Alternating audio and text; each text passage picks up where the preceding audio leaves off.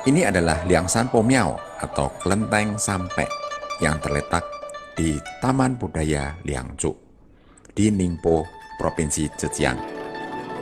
Ini adalah satu-satunya taman budaya bertema cinta di Tiongkok, mengangkat tema kisah legenda Sampe Eng Tai yang dalam bahasa Mandarin dikenal dengan nama Liang Sanpo dan Chu Ying Tai yang disingkat menjadi Liang Zhu dan menjadi nama taman budaya ini. Tercatat dalam memoir di kuil Raja Icong, namanya adalah Churen. Nama hormatnya Sampe, lahir pada tanggal 1 Maret tahun Renze di periode Yonghe Kaisar Mu dari dinasti Jin.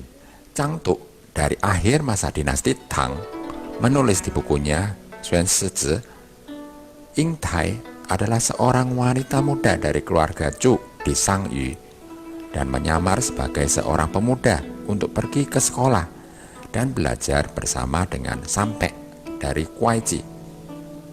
Nama kesopanan Sampe adalah Churen. Eng Tai pulang lebih dulu dan Sampe mengunjunginya di tahun kedua. Sampai dia tahu dia adalah seorang wanita dan merasa kehilangan. Dia meminta orang tuanya untuk menikahkannya. Tetapi Eng Tai hanya bertunangan dengan seorang pedagang kaya dari keluarga Ma. Sampai kemudian menjadi gubernur Kabupaten Mao dan dimakamkan di barat kota setelah dia meninggal karena sakit-sakitan. Ketika Eng Tai dalam perjalanan untuk menikahi Ma, kapalnya melewati tempat makam. Angin dan ombak menjadi tenang. Dia diberitahu bahwa ada makam Sampe di situ. Dia mendarat di kuburan dan menangis. Tiba-tiba bumi terbuka dan Eng Tai melompat ke dalamnya. Sepasang kupu-kupu keluar dari makam itu. Perdana Menteri Xian dari dinasti Jin berjanji pada kaisar untuk menamai makam itu adalah makam wanita yang setia. Kelenteng ini dibangun sekitar tahun 397 di zaman dinasti Jin atau sudah 1600 tahun yang lalu untuk menghormati Liang Sanpo atau Sampe. Kisah Sampe Eng Tai menyebar kemana-mana, termasuk juga ke Malaysia, Thailand, Singapura, dan semua negara Asia Tenggara. Kisah ini akan terus diturunkan dari generasi ke generasi, mengisahkan tentang kisah cinta abadi dari Sampe dan Eng Tai.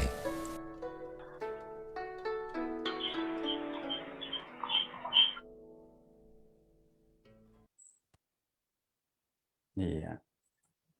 Ya, selamat malam semua. Malam, Laushe. Ya. Malam. Terima kasih buat pada kehadirannya di malam hari ini. Ya, malam Jakarta sudah cerah hari ini. Ya, kita hari ini akan membahas mengenai sebuah legenda yang sangat fenomenal ya, sangat fenomenal sampai sekarang itu dikenal, terutama buat kita yang generasi tua ya, generasi tua yang di Jawa, dibesarkannya di Jawa itu sudah sangat akrab dengan cerita Sampe Eng Tai ini sebenarnya. Nah, saya nggak tahu kalau buat generasi muda apakah kenal juga. Yuan sudah kenal belum ini Sampe Eng Tai? Baru kenalan. Kenalan. karena Laushe kenalan jadinya. Kalau nggak kenal ya. Nah, itulah generasi muda hanya kenalnya Romeo and Juliet ya. Nah, Iya. Kenal nggak kamu Romeo and Juliet juga? Nanti tahu-tahu nggak kenal juga. Tahu. Tahu, kalau Romeo and Juliet tahu. Tapi kalau yang Sampai Eng Tai nggak tahu. Itu versi Mandarinnya dari Romeo and Juliet adalah Sampai Eng Tai. Sampai Eng Tai itu kira-kira sepadan sama mereka, sama sampai Romeo and Juliet. Terkenalnya di tempat kita ya. Nah itu. Jadi kalau di Jawa itu kita sudah memperkenalkan Sampai Eng Tai ini dipentaskan di wayang-wayang orang, ketoprak, terus gitu wayang potehi, nah itu udah jelas tuh ada semua. Gitu. Nah, kalau menurut kamu, apakah di sini hanya di Jawa saja? Nggak tahu lah, Ustaz, karena aku nggak pernah dengar. Nah, Baru kenalan kan. oh iya benar kamu Emang nggak pernah. cuma di Jawa doang lah, Ustaz. Nah, makanya itu kamu kan nggak pernah dengar karena masalahnya begini. Setiap orang Tionghoa yang zaman dulu ya datang ke Indonesia itu dia kan membawa kebudayaan dari sana kan, membawa kebudayaan ya ketopraknya, dramanya itu dari Tiongkok. Jadi itu dibawa semua mereka. Jadi dibawa kalau yang kelenteng-kelenteng itu mereka masih membawakan cerita-cerita itu, cerita sampai engtai, cerita apa Imlek gimana itu mereka masih membawakan di kelenteng-kelenteng gitu. Nah, kalau yang di Jawa ini agak khusus kenapa? Karena masuk ke dalam kebudayaannya, kebudayaan lokalnya gitu. Jadi bukan hanya kebudayaan orang Tionghoanya yang ada di sini, tetapi juga kebudayaan lokalnya juga terpengaruh dengan sampai engtai gitu. Nah, sekarang saya puterin dulu video mengenai wayang sampai. Oke. Gak usah banyak-banyak karena bahasa Jawa nanti kalau kamu yang ngelihat pusing bahasa Jawa. Translate, Ustaz. Wah, udah ada translate-nya. Oh, oke. Nggak Jadi mau masalah. lihat bahwa dia dengan kostumnya sudah dibuat agak Cina-Cina sedikit, tetapi musiknya Pengen sekolah yang bangsu kono lho, Kowe Pak. arep sekolah. Iya, Kowe Pak. ngerti apa ora? Peranatan ing sekolahan kuwi. Sing entuk sekolah ki mung bocah lanang. Kowe ki bocah wadon. Ning ente yo pengen kaya kanca-kancane liyane lho, Pak. Bocah wedok kuwi ora mung ning omah bae.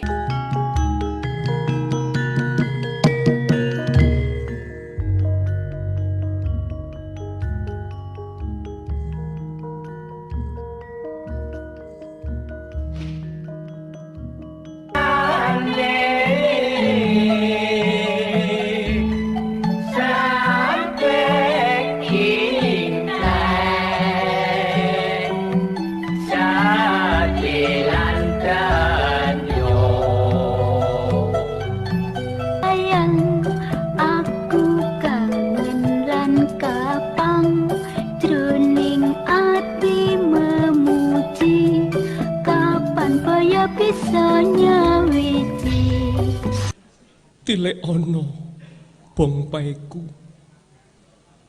tilek ono kuburku ono ing Gunung Tang'an. Ing kono ono bongpe werna biru, sing ono tulisane jenengku. Sampai saka aku, sampai kang wus ora ono.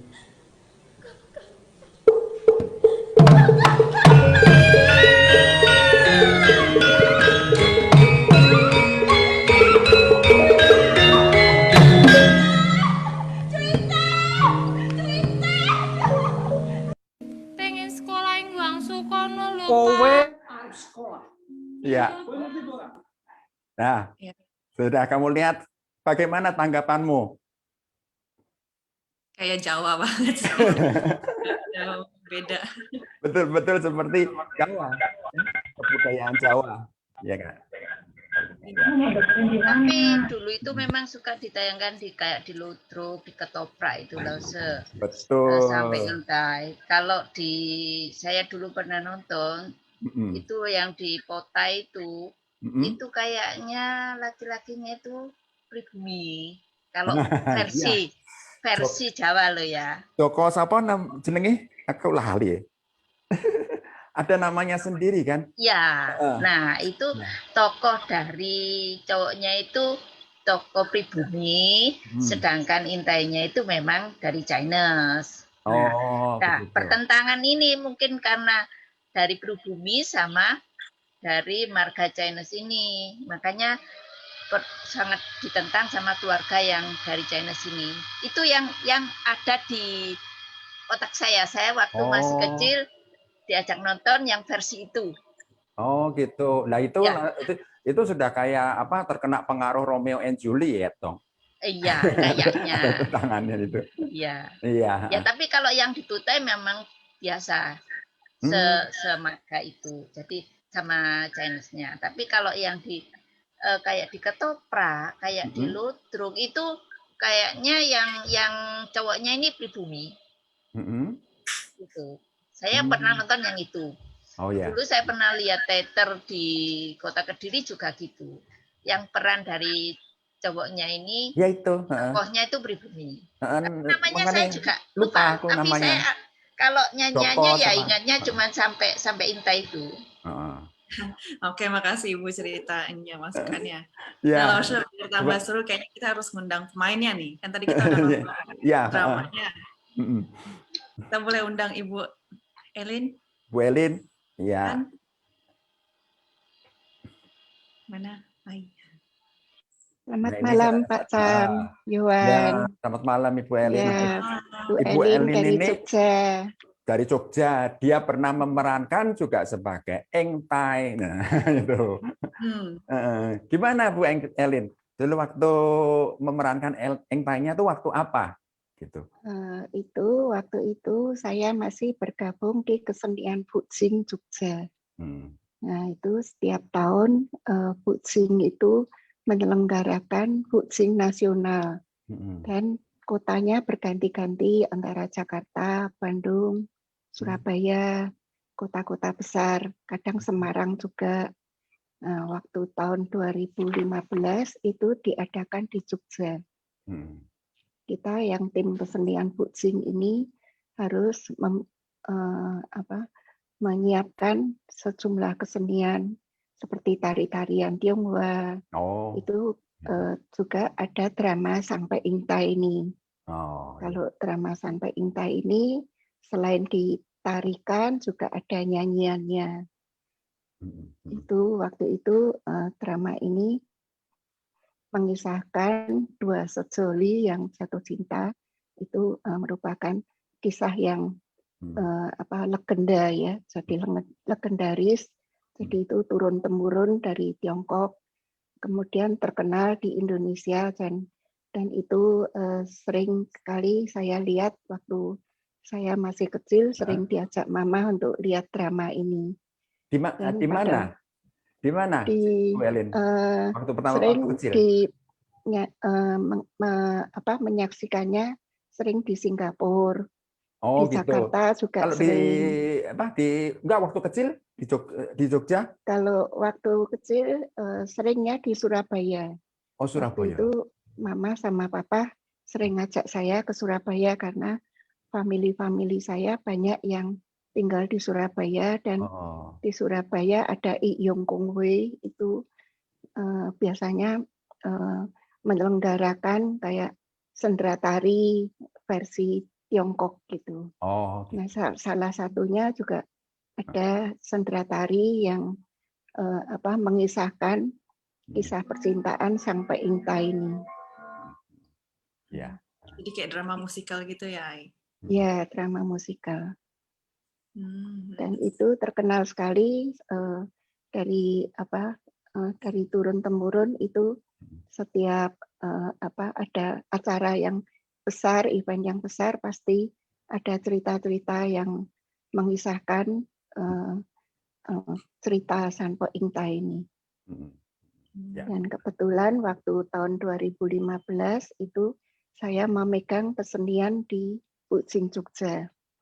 Itu kita juga ada guru kesenian dari Surabaya namanya Sylvia Ong. Itu dia yang mengkoreokan semua tarian-tarian termasuk sendera tari ini. Sekarang masih ada, Ai? Sekarang masih ada. Online dong kalau sekarang? Sekarang kadang Sylvia Ong datang juga ke Jogja waktu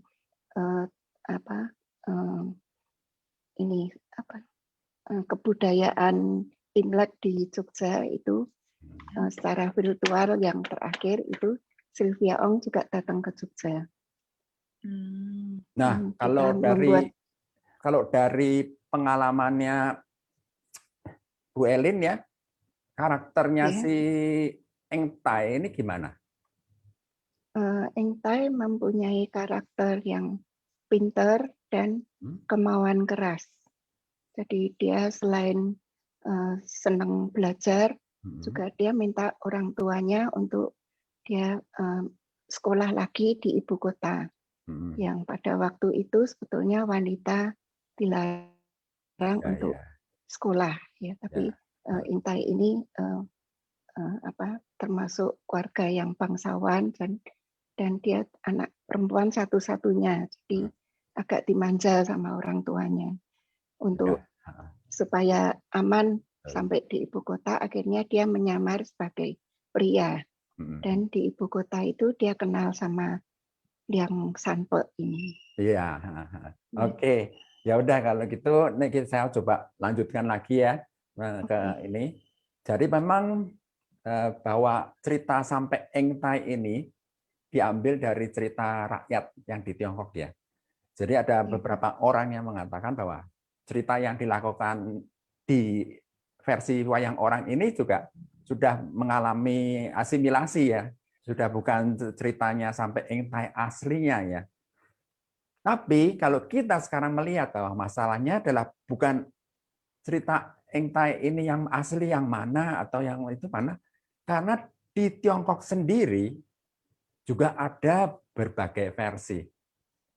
Jadi nggak bisa dikatakan oh ya cerita sampai Eng Tai di Tiongkok itu cuma satu, enggak. Tapi ada beberapa. Nah ini saya membuat videonya, saya akan putarkan mengenai cerita sampai Eng Tai.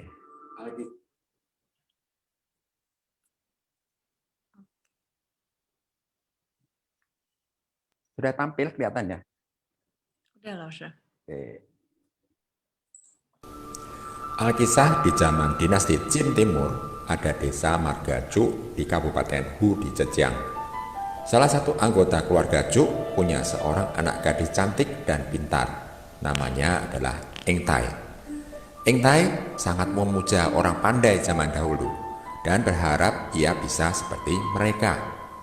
Tapi di keluarganya tidak ada yang bisa mengajarinya. Eng Tai akhirnya berharap ia bisa belajar ke Hangzhou. Tapi ayahnya merasa anak gadis pergi keluar belajar bukanlah tindakan yang baik. Jadi dia tidak setuju permintaan Eng Tai. Kemudian Eng Tai terpikir sebuah akal. Dia berdandan seperti seorang peramal dan kemudian mengatakan pada ayahnya agar mengizinkan putrinya untuk pergi belajar. Ayahnya kemudian menyadari Eng Tai bisa berpura-pura jadi pria tanpa terlihat sedikit pun. Maka ia setuju dia pergi belajar.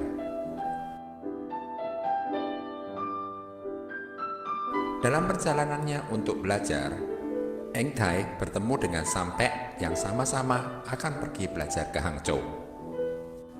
Nasib mempertemukan keduanya. Berdua mereka belajar di sekolah Wansung dengan guru Pai. Sejak saat itu, berdua mereka selalu bersama selama 3 tahun. 3 tahun cepat berlalu. Eng Tai diam-diam mencintai Sampe. Tapi sifatnya sebagai seorang gadis membuatnya tidak bisa menunjukkan kepada Sampe apa yang dirasakan oleh hatinya. Sampe juga tidak menyadari bahwa Eng Tai adalah seorang gadis. Dia hanya memiliki perasaan sebagai adik kakak terhadapnya. Kemudian, ibu Eng Tai sakit keras, sehingga Eng Tai harus kembali pulang untuk ibunya. Pada saat perpisahan, Eng Tai berusaha memberi kode kepada Sampe perasaannya terhadapnya. Tapi Sampe tetap tidak menyadari. Akhirnya ia berbohong kepadanya dan mengatakan bahwa di keluarganya ia memiliki 9 orang adik perempuan yang mirip sekali dengannya.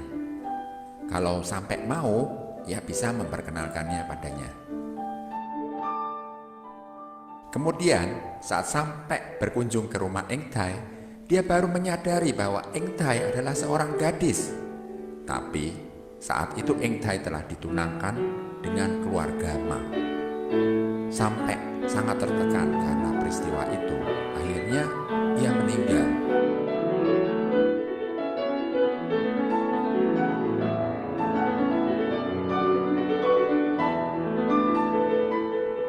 Eng Tai begitu mengetahuinya, bergetar seluruh tubuhnya.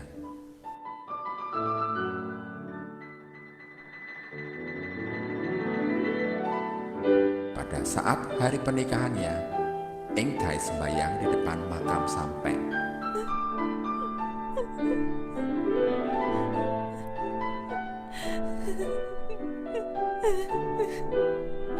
Ia menangis sedih.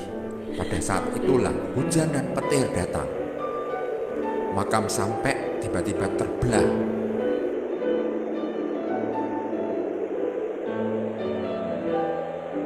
Eng Tai nekat melompat ke dalamnya.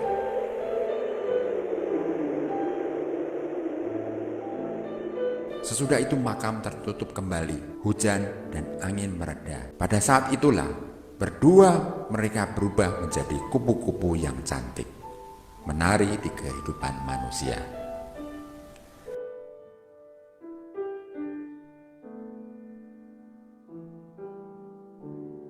Cerita yang sangat mengharukan ini, tapi ini hanyalah satu di antara berbagai versi. Di Zhejiang, di Jiangsu, Shantung, Henan, Hunan punya cerita Sampe Eng Tai dengan versinya sendiri-sendiri.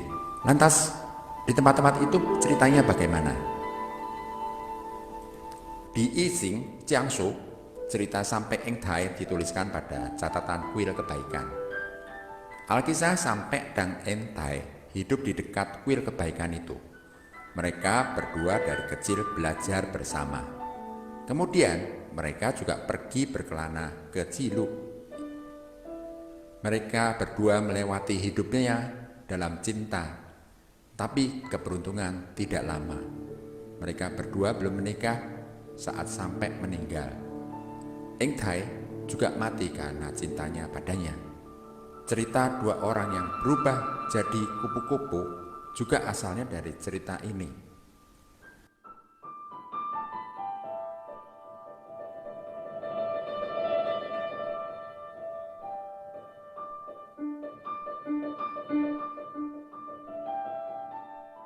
Di Dusun Mapo di Santung ada sebuah prasasti yang mengisahkan cerita Sampe Eng Tai sebagai berikut. Di prasasti dituliskan keluarga Eng Tai dari dusun Jiuqu di Jining. Ayahnya adalah seorang pejabat, tapi karena di keluarganya tidak ada anak laki yang bisa belajar, dia sangat tertekan. Anaknya Eng Tai mengetahui hal itu, dan akhirnya ia berinisiatif untuk berpura-pura jadi pria pergi untuk belajar. Kemudian ia bertemu dengan Sampe. Mereka berdua belajar sama-sama 3 tahun, dan perasaan cinta timbul. Tapi keadaan tidak mengizinkan. Sampe meninggal karena sakit. Eng Tai juga meninggal karena depresi. Masyarakat yang mengetahuinya terharu dengan kisah cinta Sampe Eng Tai ini, dan mereka membangun sebuah makam, memakamkan keduanya, dan menuliskan prasasti itu untuk mengenang kisah cinta yang mengharukan itu. Selain tadi mengenai cerita Sampe Eng Tai, ada satu versi yang istimewa. Yang ini versi dari Runan di Provinsi Henan. Jadi apa istimewanya versi yang ini? Di versi Runan Henan ini, Sampe adalah seorang pelajar di masa dinasti Jin Barat, sedangkan Eng Tai adalah putri dari pejabat Chu Kongyuan.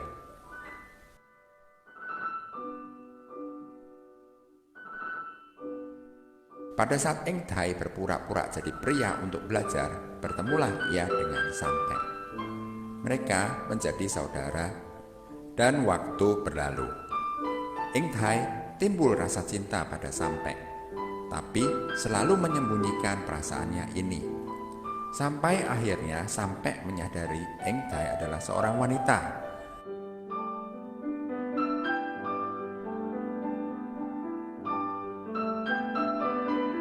Dan sadar perasaan Eng Tai pada dirinya. Tapi Eng Tai sudah diberikan ke keluarga Ma.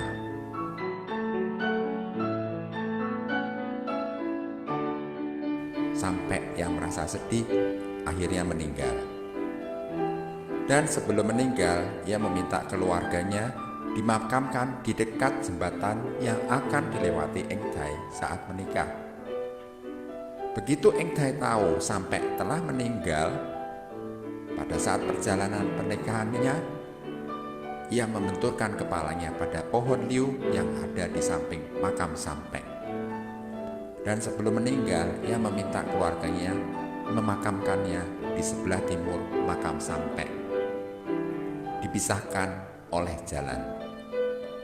Versi ini berbeda sekali dengan versi lainnya yang dikuburkan dalam satu kuburan. Dari versi yang baru diceritakan, banyak orang merasa Sampai Eng Tai versi Henan yang paling masuk akal.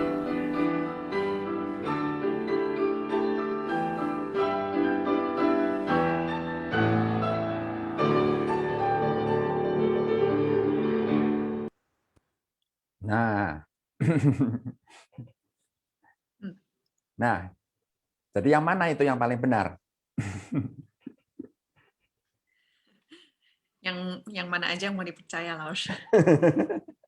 Ayo, menurut kamu mana yang paling benar dari tadi versinya itu? Jadi ada tiga, kan? Ya, tadi sebenarnya ada beberapa lagi, cuma saya nggak masukin, cukup tiga itu sebuah contoh bahwa ada beberapa versi di Tiongkok sendiri memiliki versi Sampai Eng Tai yang ada beberapa gitu. Nah. Jadi kalau kamu lihat dari versi dari Sampai itu, ada sebuah kesamaan dari semua film itu. Apa itu kesamaannya? Jadi kupu-kupu semua. Dari kupu-kupu semua. Jadi Ya, itu juga ada dari kupu-kupu semua. Terus itu apa lagi? Dari alur ceritanya. Itu Pak, kasih tak sampai. Kasih tak sampai. Iya pasti itu karena itu adalah sebuah cerita yang tragis ya, dia cerita yang tragis. Terus gitu? Kalau dari pemain ininya gimana nih, Elin?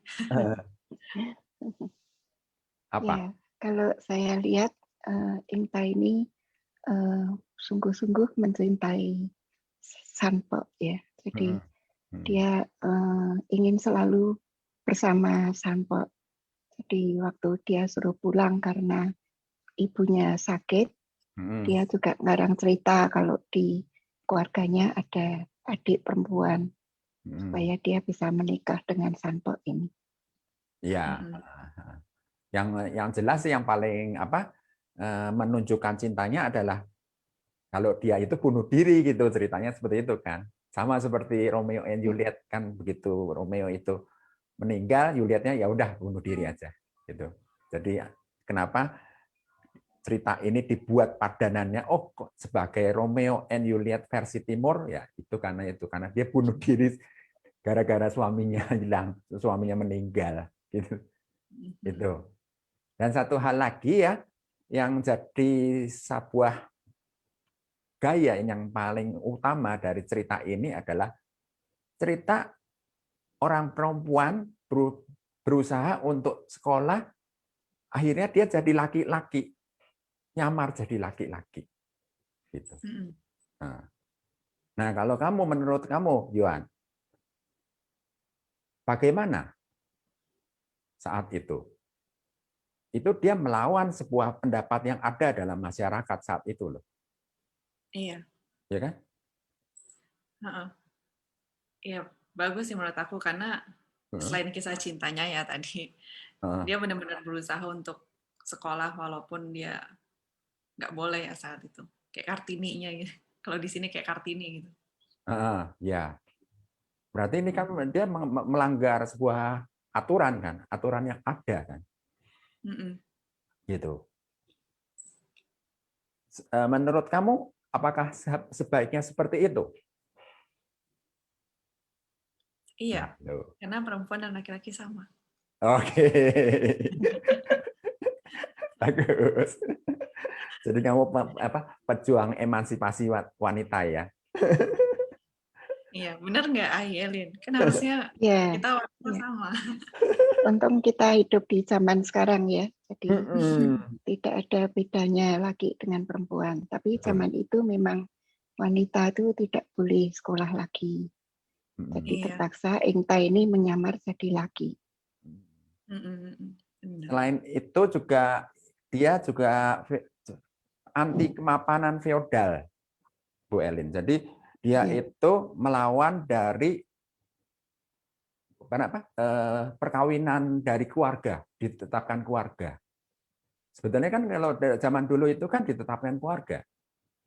Dijodohkan. Iya. Orang kakek nenek saya itu masih dijodohkan kok.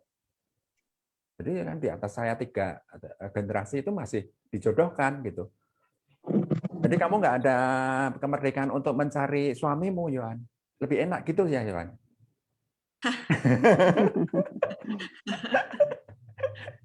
Udah nggak zaman loh.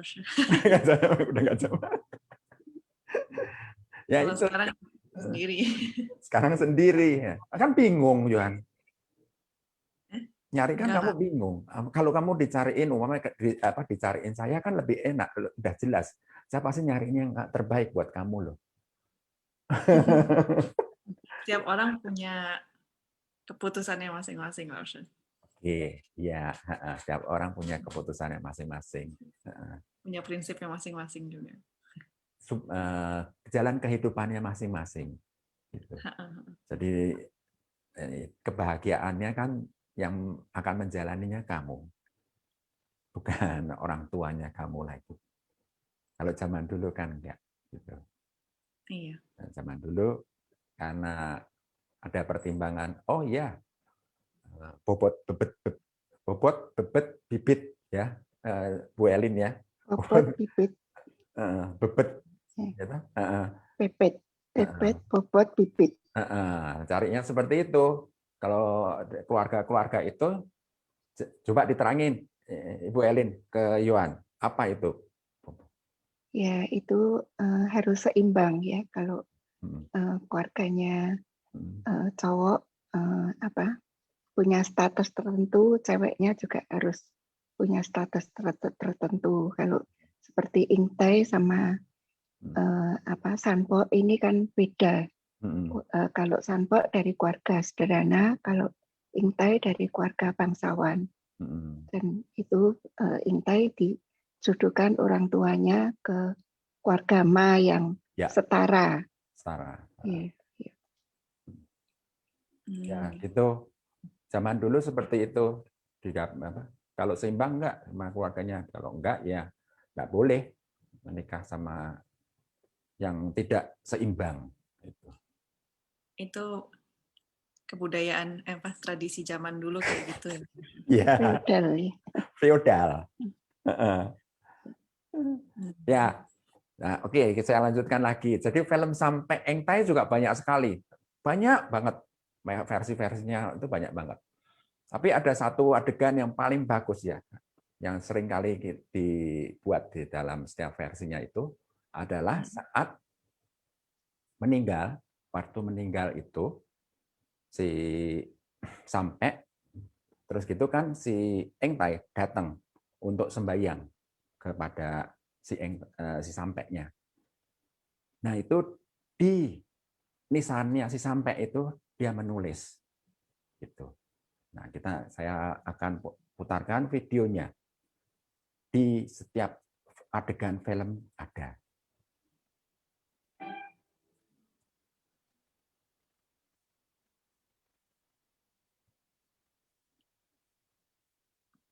Belum keluar langsung. Sudah? Udah. Nah, ya, ini tahun 94 punya.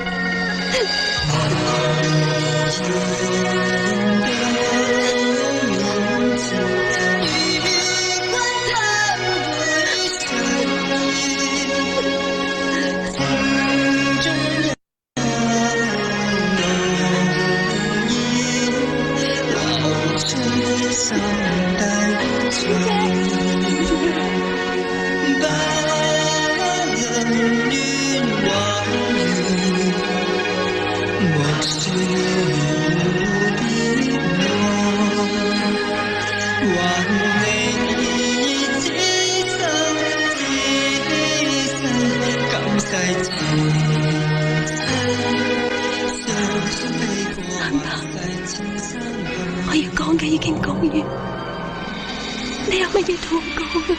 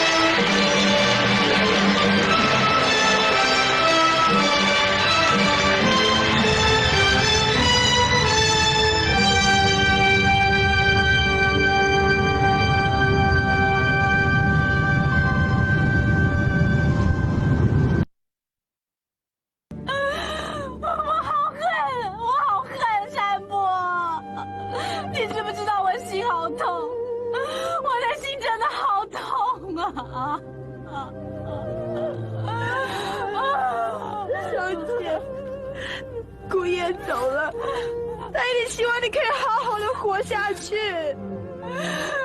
山伯，我对你的真情不变，我对你的爱比天高比海深，我愿生生世世与你相随，相爱不渝。山伯，你知不知道没有你，我根本不想活了山伯，你带我走，你带我走，我跟你走。我祝一台今生今世要做良家人，我死我也要做梁家奎。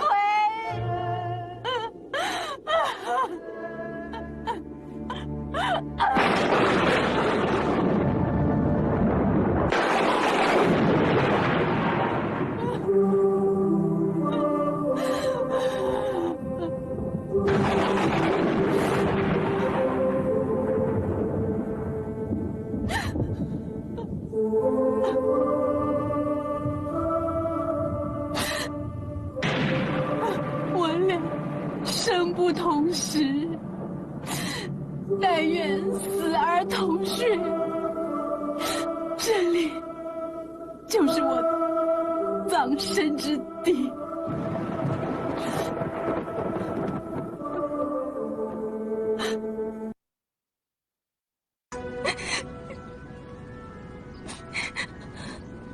山伯，你在那一方空地间，可冷，可寂寞，可想念我，想念那些印在我们心底的点滴过去。告诉我，山伯，你是否如同我想念你一样想我？你说话呀，山伯！你出声啊！你说话呀，山伯！你告诉我，你告诉我，怎么忍心把我丢下？山伯，山伯，山伯，山伯，山伯！小姐，你怎么忍心？小姐，小姐。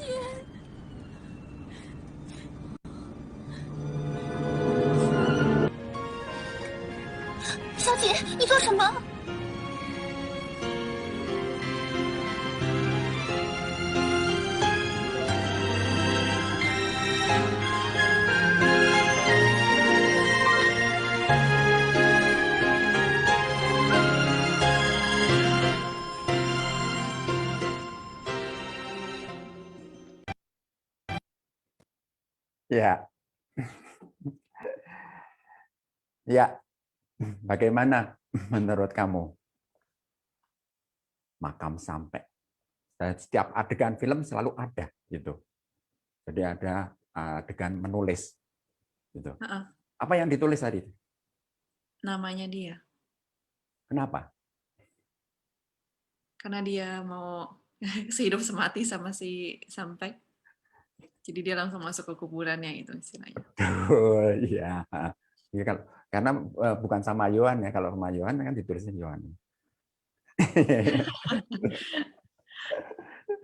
Jadi begitu memang cerita Sampai Engta itu menjadi cerita yang favorit dipentaskan di panggung-panggung kesenian di berbagai opera Tiongkok. Ada adaptasinya sendiri-sendiri waktu penyajian ceritanya itu. Saya nggak tahu dulu waktu Ibu Elin pentaskan itu juga sampai membuat ininya nggak, Ibu Elin? Bongnya itu, ikannya. Kuburan tidak. Oh, tidak. Cuman pakai screen yang di backdrop panggung itu bisa buka screen-nya.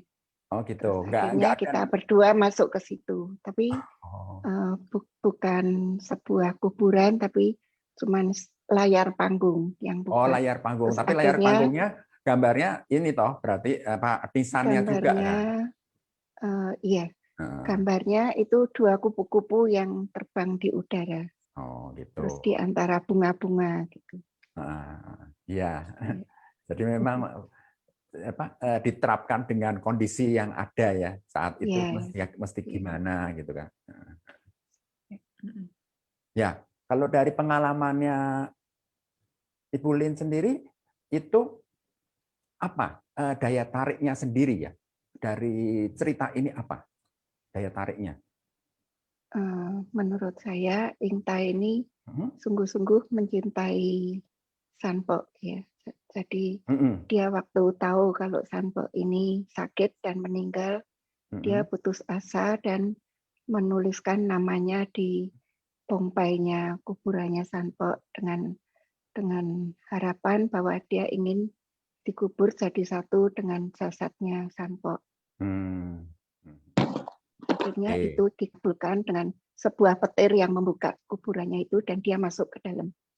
Dan terwujud jadi 2 kupu-kupu yang terbang di udara. Oh iya. Kalau Ai waktu meranin si Engta itu gimana perasaannya Ai?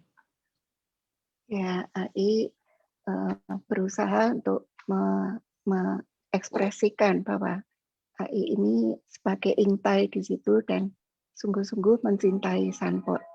Jadi ingin selalu bersamanya gitu. Jadi sebuah kisah yang indah gitu ya. Nah, itu kan sebuah kisah yang indah kan? Iya. Nah, menurut Bu Elin, ini kisah betul atau enggak? Atau hanya sebuah cerita? Ini menurut saya karena di Congko itu memang betul-betul ada makamnya. Dan saya kira ini memang betul, tapi dilegendakan karena ceritanya memang benar-benar disukai orang sampai turun-temurun ya. Oh gitu. Jadi dibuat yang lebih dramatisir gitu. Tapi ada makam di Tiongkok itu ada 7 loh. Ada 7, ya. Ya. Kalau saya membacanya ini hanya sebuah kisah lah ya. Jadi dia sebenarnya faktanya tidak ada. Cuma sebuah cerita yang kontradiktif. Sebuah cerita yang kontradiktif tentang perjuangan kaum perempuan yang ingin satu martabat dengan laki-laki. Tapi faktanya perempuan itu lemah itu. Jadi akhirnya dia jadi korban juga gitu.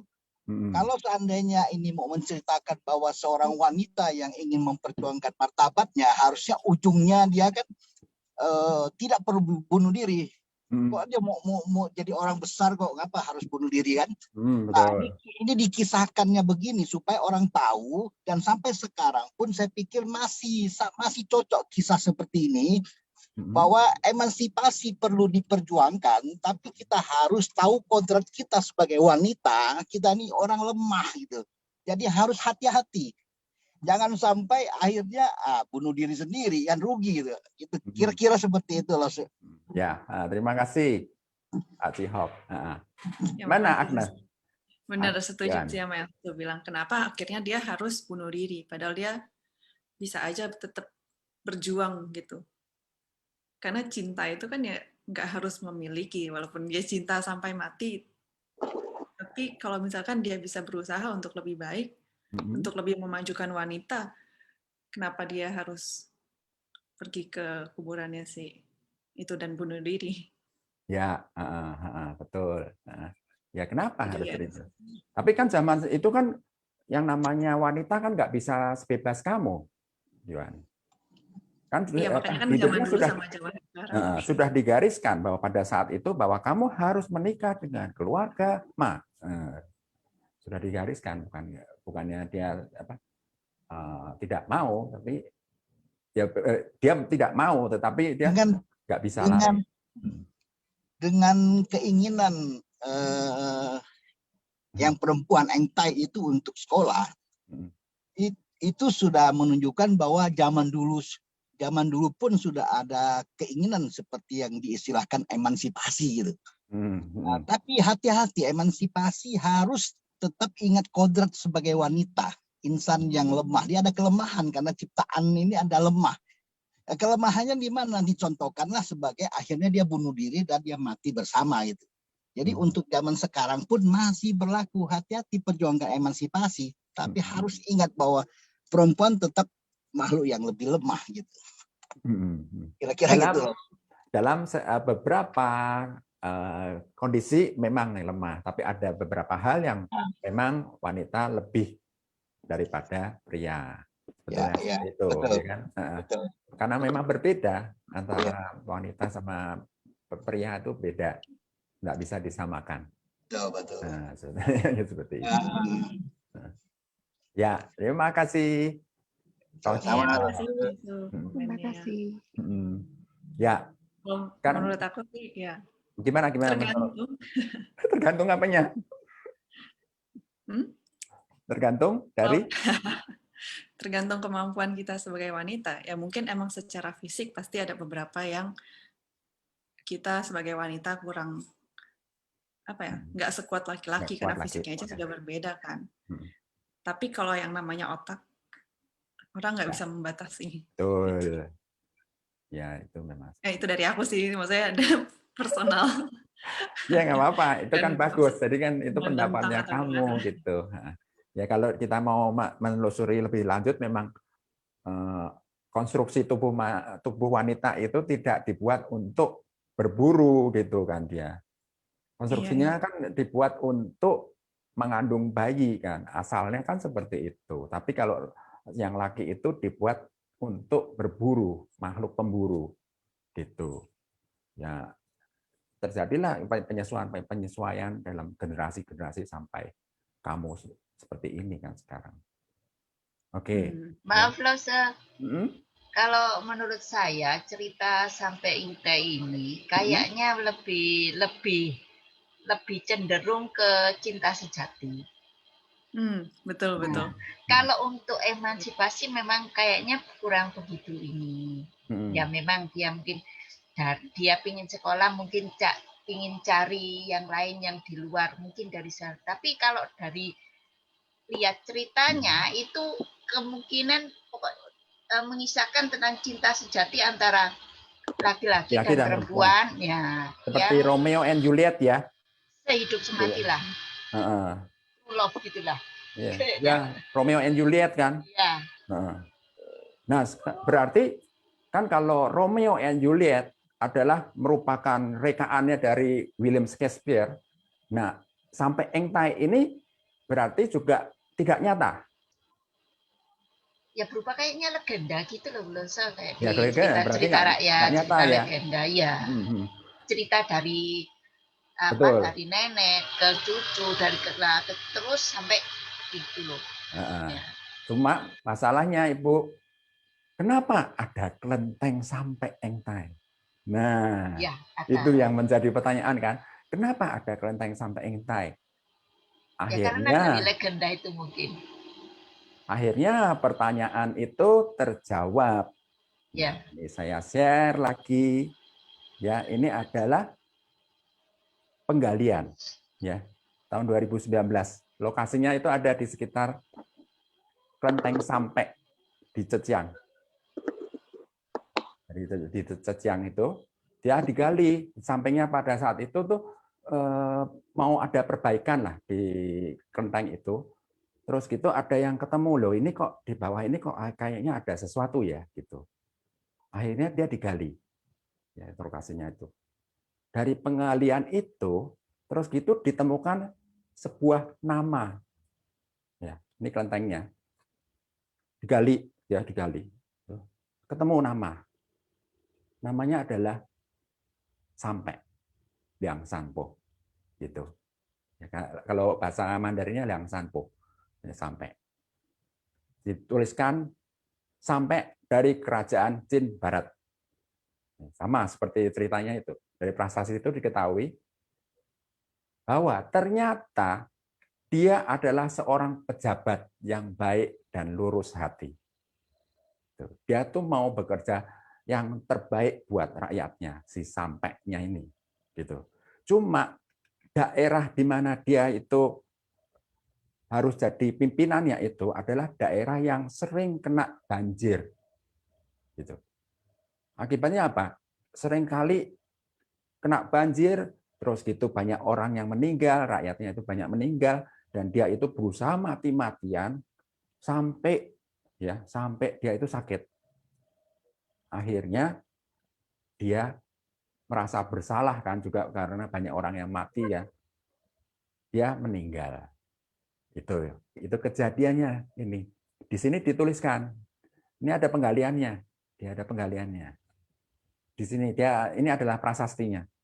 Prasastinya itu ditulisin bahwa ini Sampai itu seorang pejabat semasa itu, dia itu seorang pejabat yang baik dan melindungi rakyatnya.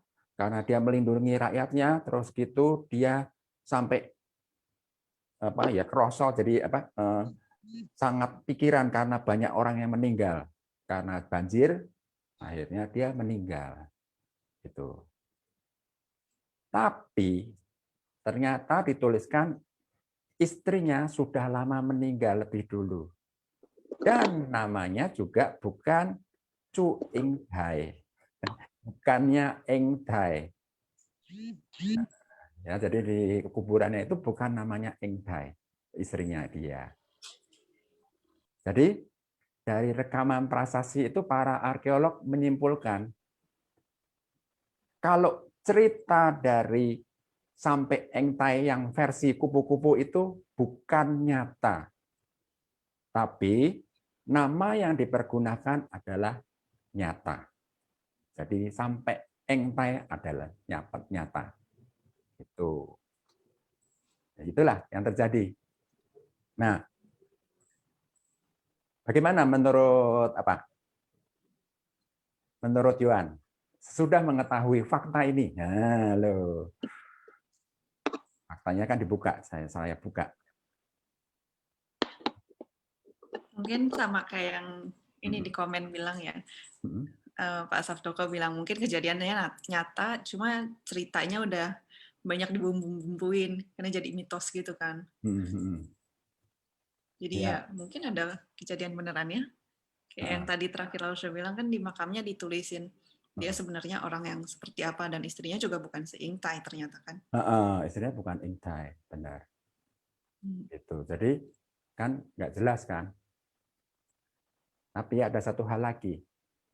Di makam itu kan makamnya Sampai. Kok ada jasad kedua? Dan jasad yang kedua itu adalah perempuan.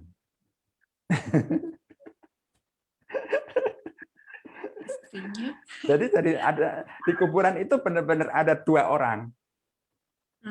Satu udah jelas si Sampai. Tapi satu lagi adalah seorang perempuan. Nah, Wah, bingung kan?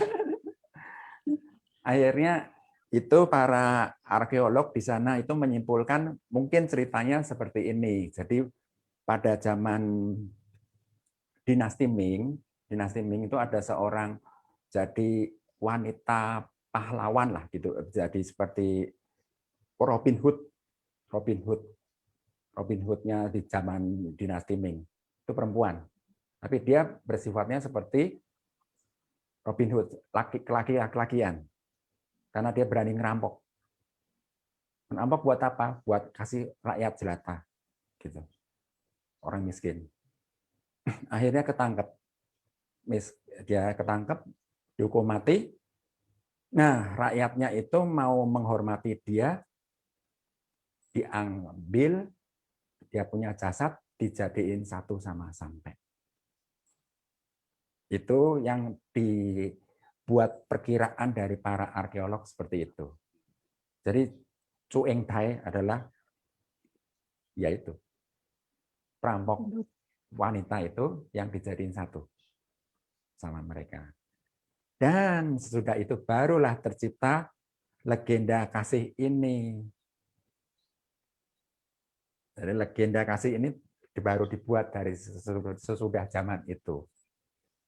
Mengenai dua orang yang satunya itu bersifat agak laki-laki, ya si perempuannya yang kelaki-lakian, terus gitu si sampainya yang meninggal. Gitu. Ya. Jadi di zaman dulu memang pernikahan itu diatur oleh keluarga. Karena itulah orang zaman dulu itu sebenarnya dia juga sama seperti kamu, Yohan, merindukan kebebasan untuk menentukan cintanya sendiri. Gitu. Karena dia tidak mempunyai kebebasan itu, akhirnya dia membuat legenda ini, legenda-legenda indah ini. Ya, jadi terlepas dari cerita ini cuma sebuah rekaan atau yang diciptakan oleh masyarakat.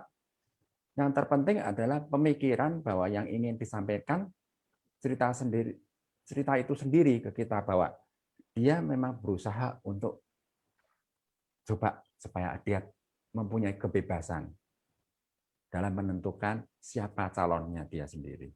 Itu sebetulnya. Kan seperti kamu kan, yang kamu bilang, setiap orang itu punya perasaannya sendiri. Iya. Nah, inilah akhirnya menjadi lukisan-lukisan indah. Zaman sekarang.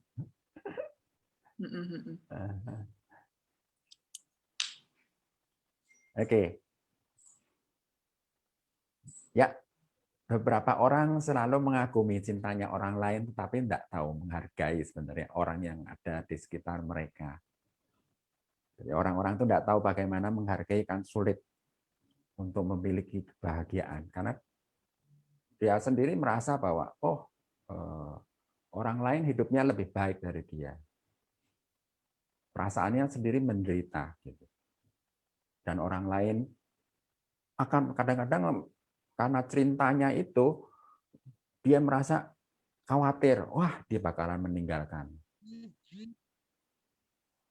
Bakalan ditinggalin gitu. Padahal kan belum tentu. Jadi setiap orang harus bisa menghargai orang yang ada di sampingnya. Seperti itu. Ya, kisah cinta masa lalu sudah, biarlah terbang bersama angin. Kalau memang yang sudah punya kehilangan cintanya, ya sudah, lepasin aja. Ya toh, betul nggak? Umpamanya kalau kamu ditinggal seperti itu gimana, Yohan? Melanjutkan hidup. Melanjutkan hidup, betul sekali. Ya, jadi sudah aja. Bisa tinggal kita minum teh sambil memandang kupu-kupu yang terbang bersama. Itulah kebenaran yang nyata di kehidupan ini kan sebenarnya, bukan sebuah cerita lagi. Iya, kalau itu kan ya cerita legenda, cerita rakyat zaman dulu ya, Lao Shu. Kalau sekarang udah beda zaman. Udah beda zaman. Ada yang bilang buka Instagram dan Tinder kalau ditinggal. Tinggal cari yang baru. Coba kita lihat yang apa tanggapan dari itu. Coba kamu baca yang mana yang menarik tanggapan. Ini yang barusan. Dia bilang buka Instagram dan Tinder kalau ditinggal. Terus ada yang tanya, terus kenapa ada kelenteng sampek engtai, bukan kelenteng sampek aja loh, Shu? Kelenteng, ya, memang kelentengnya kelenteng sampek, bukan sampek engtai. Kelentengnya kelenteng sampek. Oh, terus ada yang bilang nih lucu, sampek engtai ini kalau zaman sekarang cocok dengan istilah bucin. Apa itu bucin? Tuh. Apa bucin? Hah? Apa bucin? Cinta buta. Oh, cinta buta. Bukannya budak cinta ya? Apa? Oh, budak cinta. Iya, Pak. Saya malah nggak tahu itu istilahnya. Oh, budak cinta, butuh cinta. Iya, orang-orang sekarang kan begitu. Budak cinta. Oke, balik ke topik.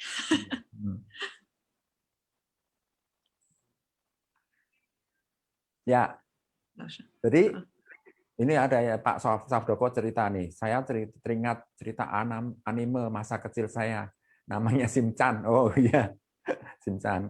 Yoshio Usui yang terinspirasi kisah nyata. Oh, Shinosuke menyelamatkan adiknya dari tabrakan mobil, tapi malah dia dan adiknya meninggal. Masai sang ibu sangat sedih, hanya bisa memandangi krayon yang suka untuk coret-coret dinding. Ya, seperti itulah.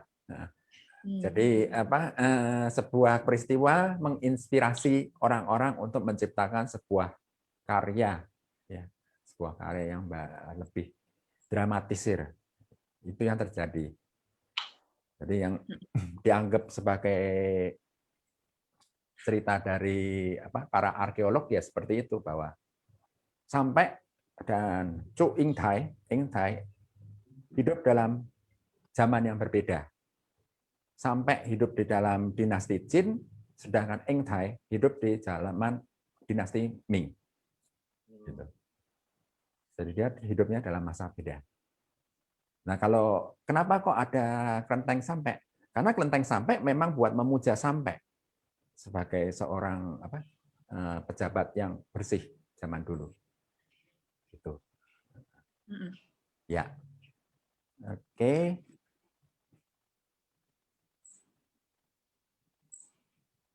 Betul, iya Pak Freddy, validasi arkeolog dari pemerintah Cina atau gimana? Betul, dari pemerintah Cina. Karena penggalian makam kelenteng belum lama. Iya, belum lama itu, baru 2 tahunan gitu.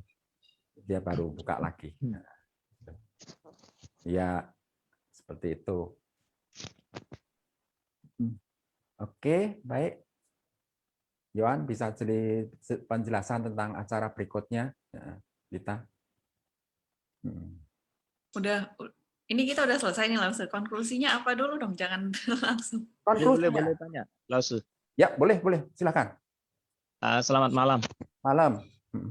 Saya Jeffrey Anggara. Setiap kali melihat karya dari Pak Priyanto Chang ini menginspirasi saya untuk belajar Mandarin. Wah, terima kasih. Sangat banyak yang lagu-lagu yang diterjemahkan itu menyentuh ya. Jadi artinya, wah, ngertos saya kira nyanyi nggak sembarangan. Jadi nggak sengaja, maaf agak panjang, saya lihat ini langsung saya buka Zoom-nya. Syukur saya beruntung malam ini bisa lihat walaupun baru sepotong ya. Karena baru lihat di akhir ini. Nanti maksud ada saya rindu di Facebook rindu Pak Priyanto bisa ini. Ada tayangan-tayangan yang katakanlah serial ya. Karena penyajian Pak Priyanto ini membuat saya bersemangat belajar, sementara saya sudah senior. Saya ingin menginspirasi anak-anak lebih muda itu jadi melalui entah cerita ini, melalui apa yang dibuat Pak Priyanto itu sajiannya sip menurut Pak. Iya. Ya memang saya juga berusaha untuk supaya penyajiannya itu lebih menarik, Pak. Gitu. Jadi saya menggunakan medianya lebih banyak variasi kan, lebih banyak seperti video gitu. Karena zamannya sudah harus pakai itu gitu. Enggak mungkin kita untuk penyajiannya hanya saya menjelaskan saja gitu tanpa sebuah cerita-cerita gitu, enggak gitu. Kalau seperti itu nanti enggak menarik gitu.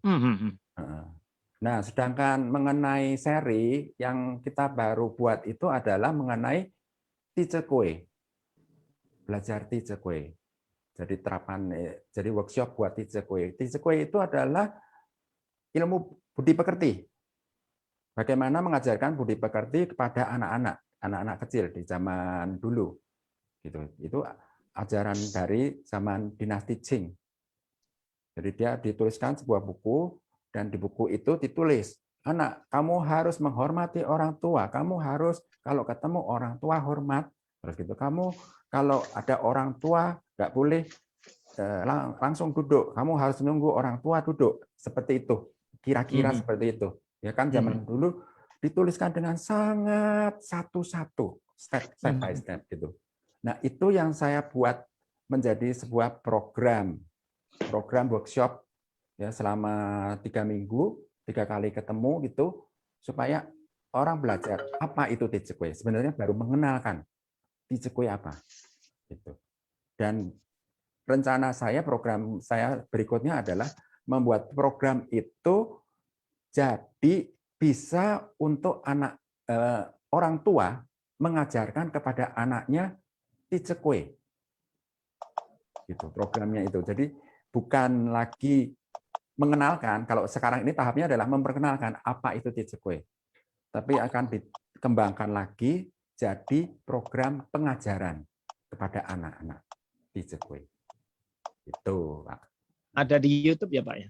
Nah, nanti bisa dikontak sama Yohan. Nanti gelombang ketiganya bisa ikut. Inilah gelombang 2 sedang berjalan. Gitu. Saya langsung. Kasih. Yes, Pak. Oke, langsung jadi udah ya berarti kita coba tanya lagi, masih ada, silakan. Oh ya, kalau ada yang mau tanya boleh silakan.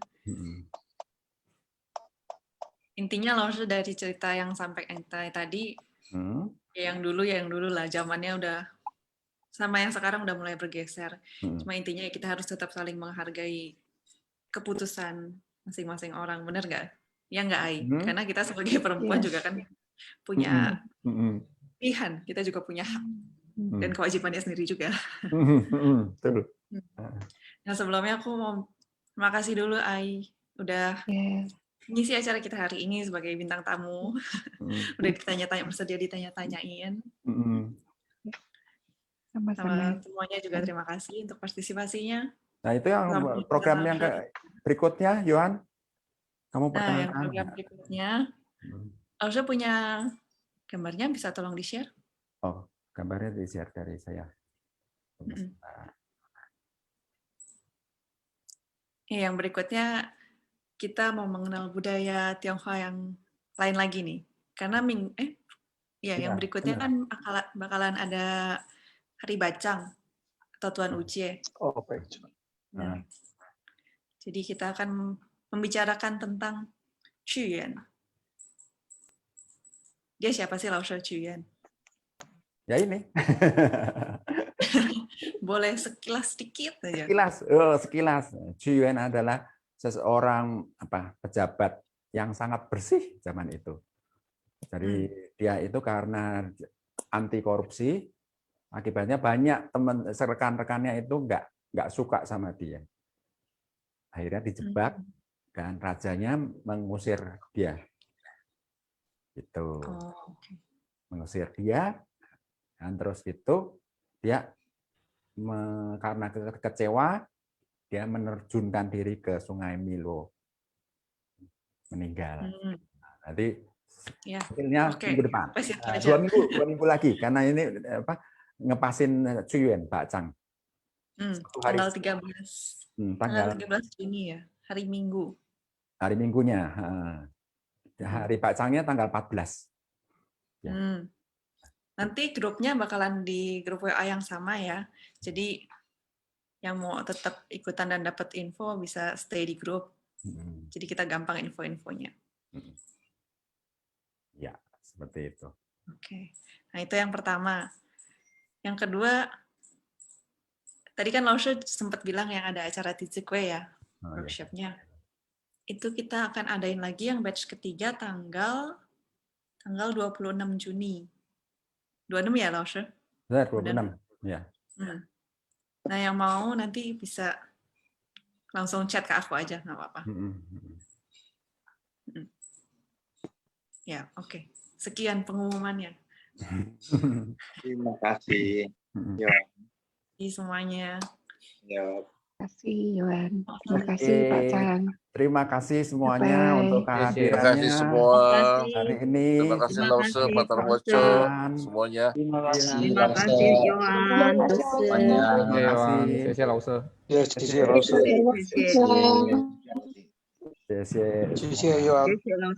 Terima kasih, Bu Elin. Tunggu lagi. Terima kasih, Pak Chan. 你们今晚好胖。 Terima kasih semuanya. 再见，再见。再见。再见。